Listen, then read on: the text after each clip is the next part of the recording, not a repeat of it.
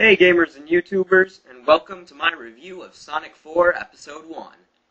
This game was released on Xbox Live a little over a year ago, but I decided to finally get it, so here's my review. Let's talk about the history of this game a little.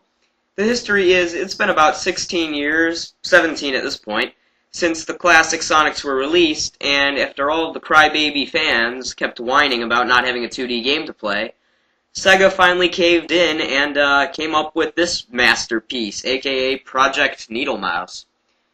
Yeah, so let's start off with the gameplay, just because, I mean, that's why you'd buy a game. The gameplay is pretty simple. You got your basic moves, the homing attack, which is from the modern games, homing attack, spin dash, and just running. And for the most part, they work sort of well. The physics in this game are different from all the other Sonic games. I'm not saying they're worse, they're just pretty different. So, like, to go right, I mean, you control yourself completely. There's, like, not much momentum building stuff going on here. So that's your instinct's gonna tell you to do one thing, but the game's its physics run on a different set of standards. So once you get accustomed to that, you'll be welcome to play 4 different zones, all of them following basic Sonic fare.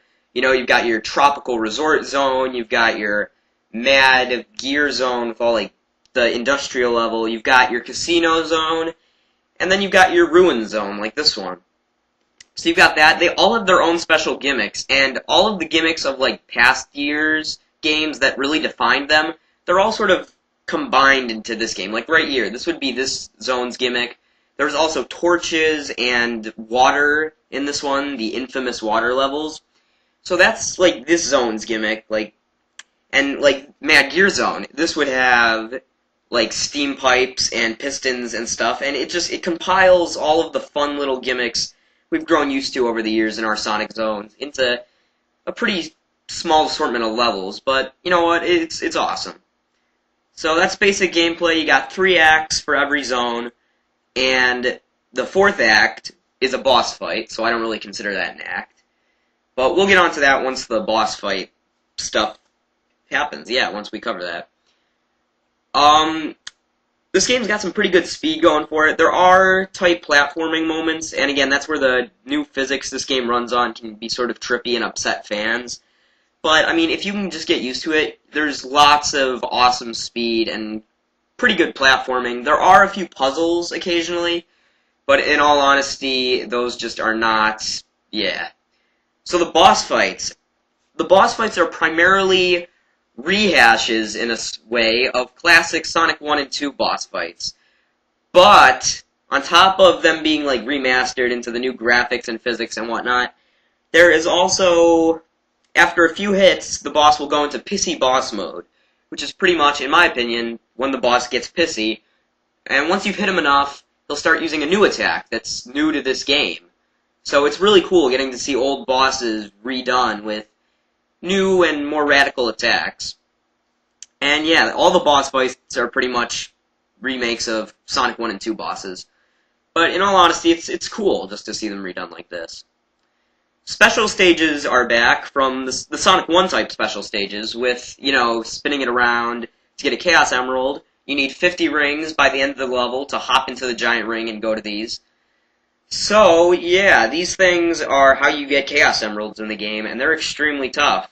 Yeah, I take that back. Not really extremely, more like fairly tough. I didn't have much trouble, but there's stuff like that which will instantly make you lose. And just a bunch of little traps and stuff. And if you run out of time, you lose. If you don't get the Chaos Emerald, you lose. It's just, yeah, they can get challenging, and there are 7 of them to conquer. So, I mean, they provide a nice challenge. I like that they're there.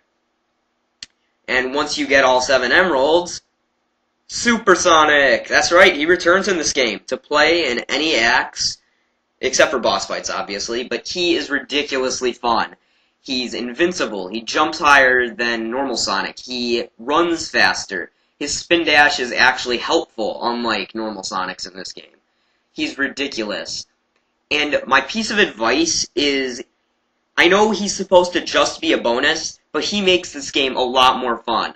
So, I mean, if you can get Super Sonic before you play, like, the second half of the game, because that's what I did, I have not played half of the when I started this game, I didn't have, like, I just went blind through the new levels with Supersonic, which makes it a lot more fun. He just is a great addition to the game, and he makes it so much more fun. That is just my piece of advice for you if you do end up getting this game. Unlock him before you play most of the game, because it's well worth it to play through it as him.